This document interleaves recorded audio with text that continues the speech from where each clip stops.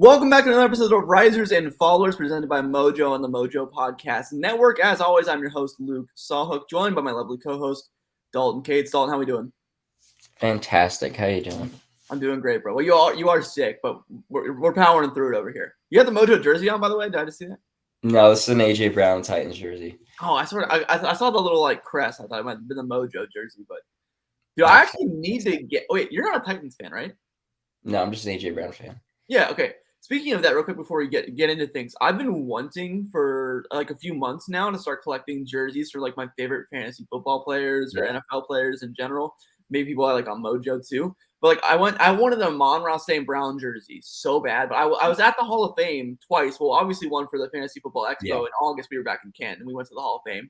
They don't have one. Every team in the Hall of Fame store, in case you're not familiar, every NFL team has a little section. Some are bigger than others. The Steelers are pretty close to Canton. So Pittsburgh's pretty close. So they have a pretty big section. Same with the Browns because Canton's really close to Cleveland. But the Lions have a tiny section. And I was like, I don't know what jersey they're going to have. Aiden Hutchinson, Swift, Amon-Ra. Dude, the only jersey they had was Jared Goff. Unbelievable. The Falcons had Drake London. The Titans had Burks. They only had Jared Goff. It's unbelievable. They need to get woke about Amon-Ra St. Brown. But I'm sure if you go to NFLshop.com right now, you'll be able to find one. Oh yeah, for sure. I know they exist. I'm just saying I would have preferred to be able to buy one there in person. Yeah, exactly. Anyways, you guys know the drill. This is a fun little rapid fire show, so we're just gonna jump right into it. Do some buy or sell, long or short, I should say, for Thursday Night Football. Commanders and Bears. Let's get into it. Long or short. All right, first and foremost here, we're going to start with the quarterback of the Washington Commanders, Carson Wentz. He's had an interesting season so far. Down currently on Mojo, even though he had some up and down games in real life so far. Started off the season red hot over the last month, down 6%.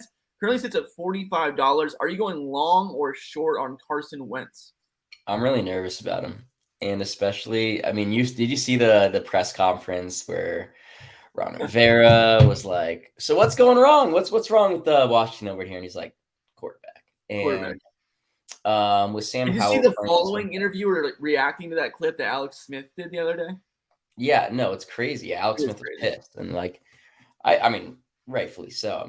Yeah, I agree. You want to keep those things in-house and not say them to the media because they're going to run with it. But I think the thing is there's a couple things at play. Is one, Sam Howell, they drafted him. He looks really good in preseason. The Commanders right now are 1-4. It seems likely at some point that he's going to get some opportunity to showcase himself. Hey, we're probably going to get a top pick next year, so we're probably going to be in the market for a quarterback. Let's see what you can do. I don't know how soon that is, but based on those comments by Rivera, it seems like the leash is somewhat short right now. And yeah, I'm really curious to see what's going to play with that. And for that reason, I'm shorting Wentz. He's already been, this is his third job right now. And the fact that he's 5 games in and the coach is saying this, it really makes me pretty pessimistic about his chances after this year of finding another starting role. He can definitely be in that high-end backup kind of role where, maybe a Teddy Bridgewater where some team will pay some money for him to be a high-end backup and, maybe fight for a job. But for him to just walk in as a starter after the season, I find it to be rather unlikely. So, yeah, I agree. I think he is a short candidate. I do think it's pretty interesting, though, you brought up Sam Howell. I've not thought about him personally getting in the regular season yet, but I do agree he looks good in his opportunities he had during preseason. So I definitely think there is a future for Sam Howell to get some QB run opportunities in Washington. Absolutely. All right, let's move on here to his favorite target so far this season, a guy that surprised a lot of people in the the NFL community, Curtis Samuel. This guy has been getting a ton of targets and opportunities so far through the air. Up 20% on Mojo this past month, up $1.97. Currently sitting at $11.68. You go long or short on Curtis Samuel? Unfortunately, I'm going to short him. And the main reason for that is when we look at his Mojo price and what makes up his Mojo price.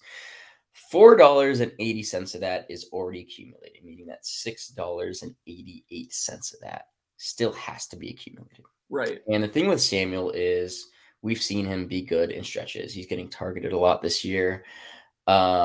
But we also know that he has a pretty big injury history, has not been able to stay on the field for full season yet. And yes, he can be productive in this role, but again, like what happens if he gets hurt again? And B, also like they have Terry McLaurin there.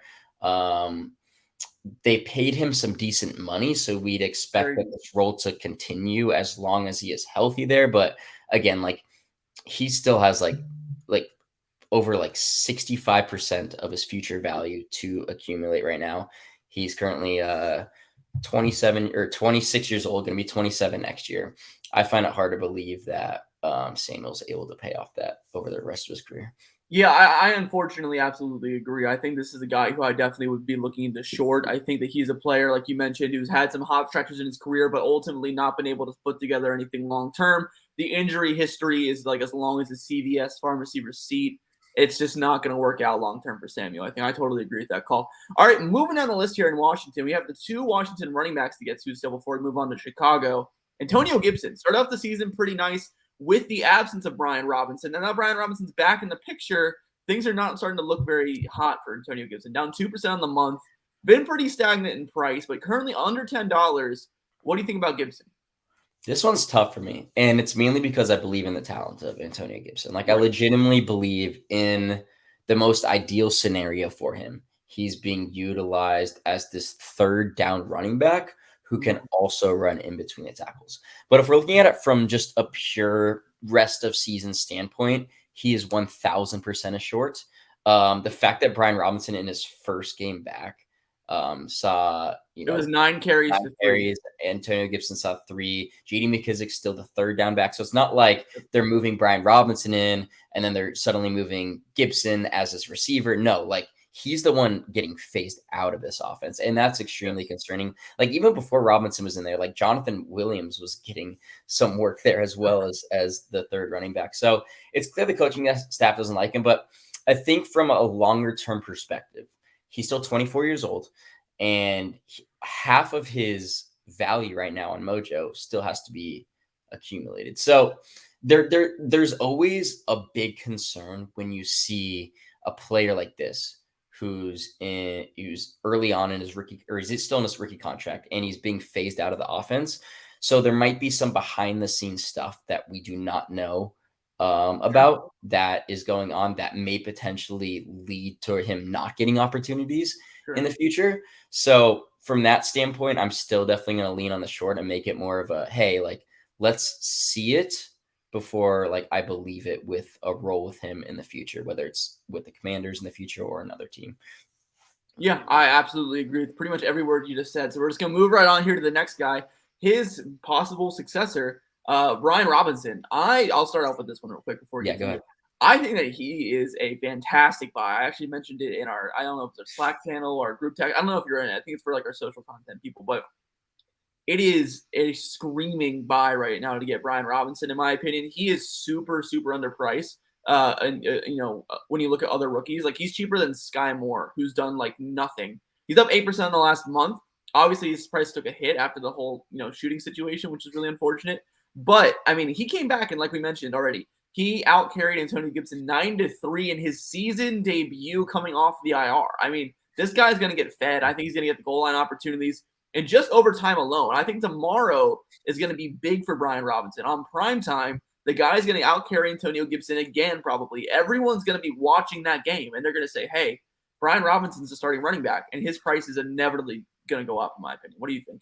No, I'm 100% on board. You need to be longing Brian Robinson right now. He's going to get the workload there. Like, if you look at his line right now on the sports books, his line is at like 50.5 yards rushing. Wow.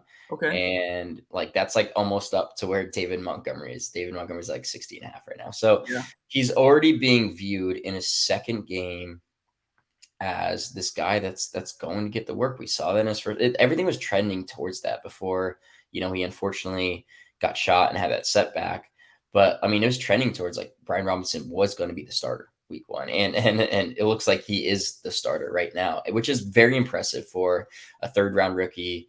Everything about it is extremely impressive. Like they clearly like him. He's clearly like, a team favorite, especially after this whole comeback story. Like Ron Rivera loves him. Like Antonio Gibson's in the doghouse for some reason. Like there's no reason to believe over the rest of the season why Brian Robinson is not getting the most amount of work at running back. It remains to be seen whether he can be utilized in a third down role. It seems like McKissick still has a hold on that. Yeah, I don't think he's going to get many receiving opportunities with Gibson and McKissick there. Like, there's no reason why they should, unless kind of like what Lovie Smith said about Damian Pierce and Rex Burkhead, how he said anytime Rex Burkhead came in the game, it was like an obvious passing situation, so they let Pierce get some more receiving opportunities. So it could be kind of a situation like that where you want to have him get some receiving opportunities to make sure they know you're running the ball only when he's in the game or something like that. But I definitely think his receiving opportunities will be limited for sure. Yeah, I think a fun comp for him, and I'm looking at Mojo right now, is Damian Harris. And Damian Harris is currently priced at $8.39.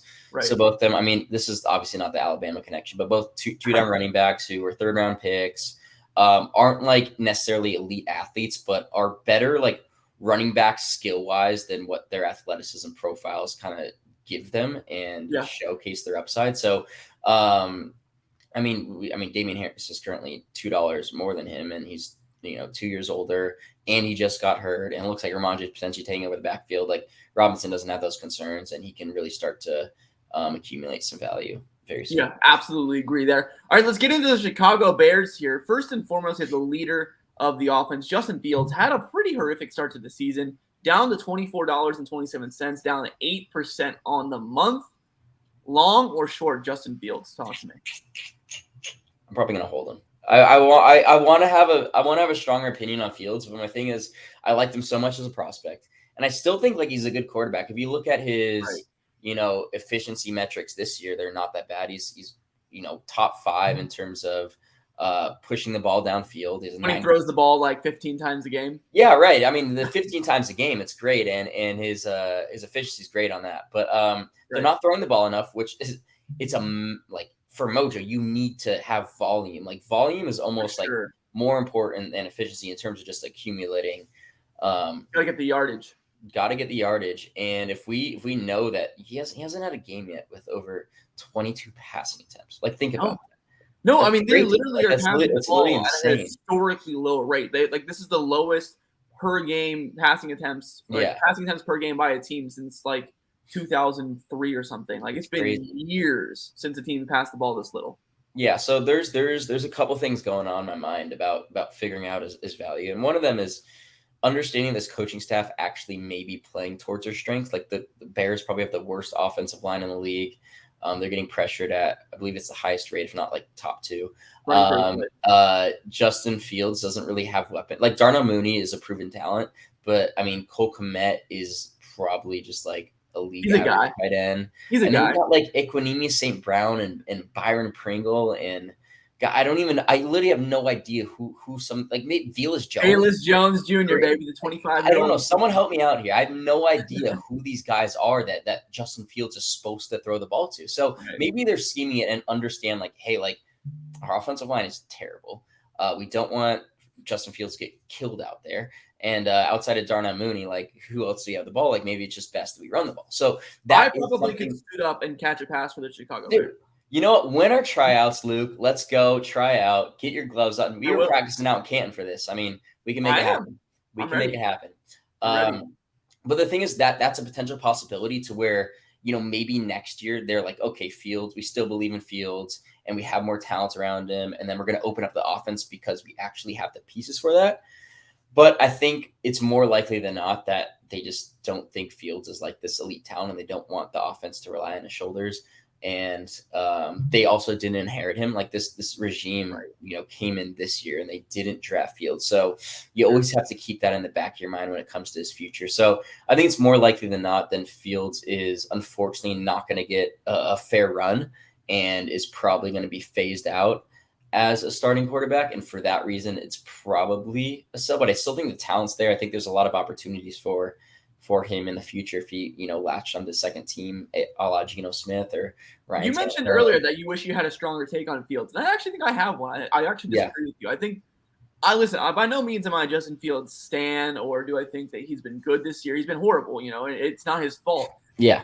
I personally think there are brighter days ahead for him. I think that's Yeah. honestly, they're scheming the offense, kind of like how you mentioned. I think they're scheming the offense more towards the running game because they just don't have anyone to throw the ball to. Yeah. I mean, it makes sense. It's like what happened with the Baltimore Ravens. You get Rashad Bateman, Mark Andrews becomes elite, they throw the ball a little bit more. It's just the way it works in the NFL. You play to your strengths, you play to your talent in your room, right? That's just the way I think that things are going. And then on Mojo, I think he's a strong buy personally because he's like the cheapest, like young starting quarterback that I think has upside potential of like anybody. The only one who's cheaper is like Kenny Pickett at $22.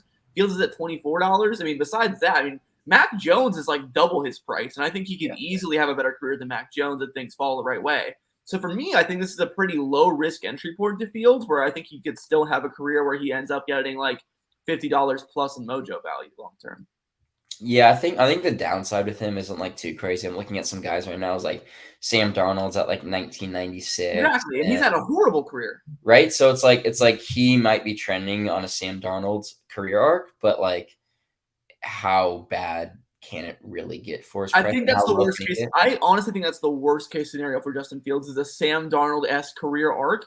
And I think that we're not even going to see that happen. I still feel pretty good about this team going out there in 2023 with like boatloads of cap room and draft capital and going out there and getting some wide receivers to throw him the damn ball. You know what I mean? Like he just needs some targets who can get open, get separation, and get the ball. All right, let's rapid fire through these and we'll get out of here. Up next, David Montgomery. Down 6% on the month. Long or short? Short. Short. I totally agree. We're not going to spend too much time on there. His opportunities are going down. Khalil Herbert looks better than him. Not much to say there. Next, Darnell Mooney. Interesting guy here, down 20% this month. He's in a weird spot because he's not going to be the wide receiver one for the Bears long term. We all know this. He's not a wide receiver one in the NFL, but he could be a pretty solid wide receiver two. What do you think about him, Mojo? Long. I think he's long. Okay. Yeah, I think he's long. All right. Do you want to talk about it? Last, but certainly not least, a guy who's up 63% in the last month. One of the biggest gainers on Mojo in the last month, I would have to bet. Khalil Herbert, only $5.75. I think that's a pretty big buy to me. Yeah, I think he's a buy. He's shown he's good. Yeah, absolutely. All right, well, that's going to do it for another episode of Risers and Fallers presented by Mojo and the Mojo Podcast Network. As always, I'm Luke Sawhook, and he's Dalton Kates. We'll see you guys next Monday. Have a good one, everybody. See ya.